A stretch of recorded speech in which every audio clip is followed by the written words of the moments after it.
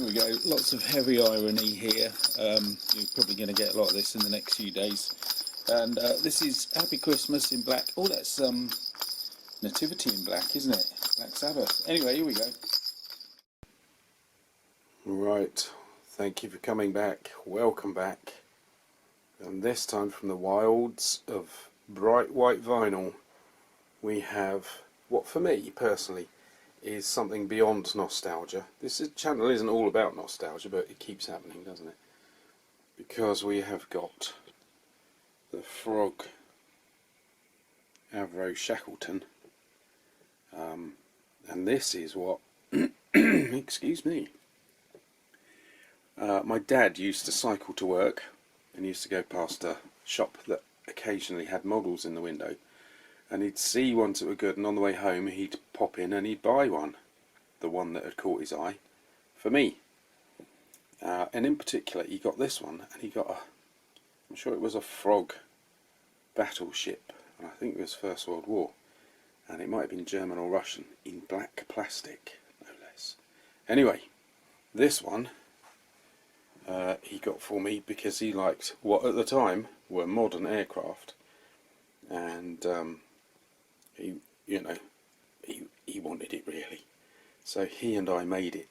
And then it went the way of most models when you're a kid, or when you're a mid to late teenager, and I regretted it. I regretted not having it because it was gigantic and powerful and fantastic looking. And there it is, Avro Shackleton MR3. I would have thought it was Mark III anyway. Long range maritime reconnaissance bomber. Multiple transfer sheet with Royal Air Force and South African markings. And it says paint in guide in colour. Oh, crash, crunch. There you go. Which would be nice if it wasn't on the base of the box, because it makes it very awkward. But we'll worry about that towards the end. And I'll talk about the colours I want to do it in shortly. Although I do like the South African marking. That is superb. I suspect it's a Springbok. So, maybe I need to get another one. I've got one already, and we didn't see it because it was in that era when the computer ate all the films. And that was a Revell Shackleton, which I might find in a box somewhere. Hopefully it hasn't been damaged in the move. And if I do, I will reveal it, because it's in the more standard colours. This one I'm going to do differently. But first, let's have a look inside. Or maybe not. Oh, it opens that way. It's a hinged box. I didn't appreciate Frog properly. I do now. I've been looking at Frog models on the internet, and my goodness, they're pricey for what they are. So somebody does, I can't remember who, somebody does Matchbox Mondays, don't they? I was tempted to do Frog Fridays, but at this rate this is the only one. It's really good, it's really nice, and it's how I remember it. Colossal, sturdy, and covered in rivets, let's put it that way. What a beauty, and it does appear to be all there. Even down to the little men, and we got the markings tucked away inside, and the stand. So we're nearly ready to go. But let me tell you about the colours. My parents, my dad's from Glasgow, but they moved to London just before the war. How clever, due to impoverishedness. And as a kid, my parents lived near Northolt Airport, or Airfield, and my dad used to cycle over with his mates to watch the airplanes come and go during the war. Lots and lots of mosquitoes, and then it carried on. Well, it's still there, I think, it's still very active. But then we used to go and visit relatives because we didn't live in London, and we'd often go past Northolt to have a look at the airplanes. And they had a Spitfire and I think a Hurricane outside, and they got a rather tasteful war memorial. But there was a day when we had kind of, I think my mum was visiting a friend there, so me and my dad walked to the airfield, and you could look through the fence, and my dad said, "There is a Shackleton." I was only little. This was probably about 1970, 71-ish, or even 69. And it was black all over. I was going to say jet black. That would be ironic, wouldn't it? It was black all over. Glossy, wonderful black with hardly any markings. And to this day I don't know what was going on. We didn't realise it wasn't right, but there it was.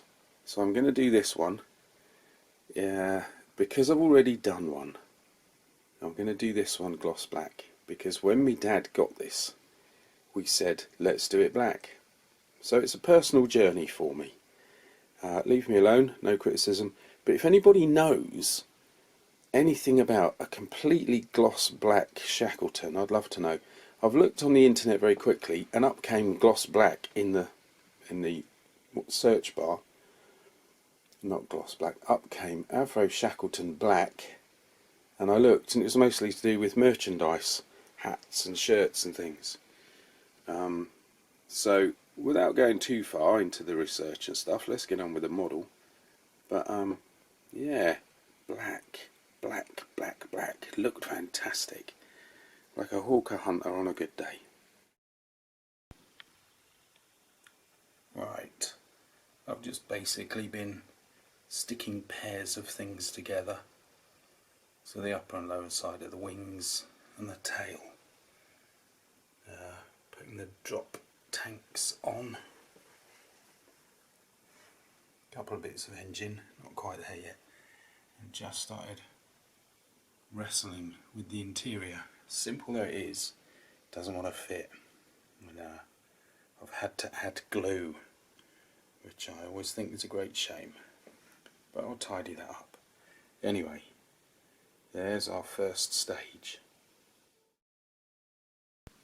One thing I've found is that regardless of how I handle the sprue, and I've cut them down into shorter sections very carefully as a result of this, has to be said, look at all those bits that are just shedding off the sprue.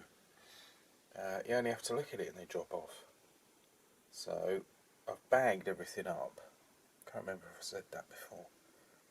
It came without bags whatsoever, and so I'm bagging things up into different sections. But it's one of those where the arrangement of the stuff on the sprue is sort of one piece here, one piece on the next bit of sprue, another piece on yet another piece of sprue. So you're always lifting and waving the sprue around. You can't, stick to one bit for a while.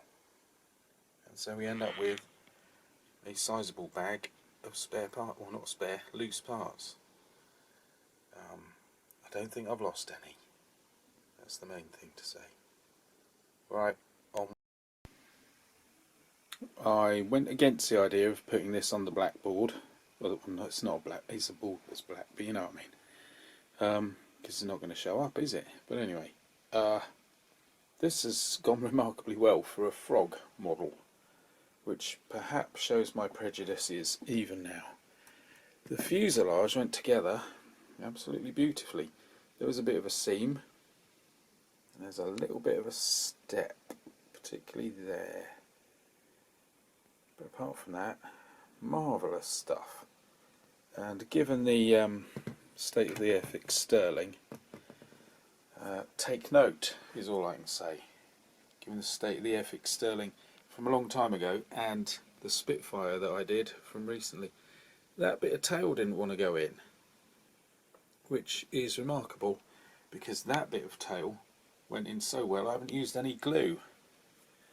But they're the only real problems, I think. There's the wings, that's all I can say. It's going well, I'm enjoying it. It's very, very good. Sturdy plastic as well. That makes a difference, it really does. This is a nice model. I think, I don't know, did I say this before? But if you bought like all the extras, you could get a really good model out of this. Superb. Well, that's all for now, as far as it goes. I'll probably go back to the funny little German houses and tower, and then go back to this one, I suppose. It might just get us through to Christmas Day. You never know. This can't be that hard a job, can it? Anyway, thanks for watching. So I had a little think there. Thanks for watching. See you again soon.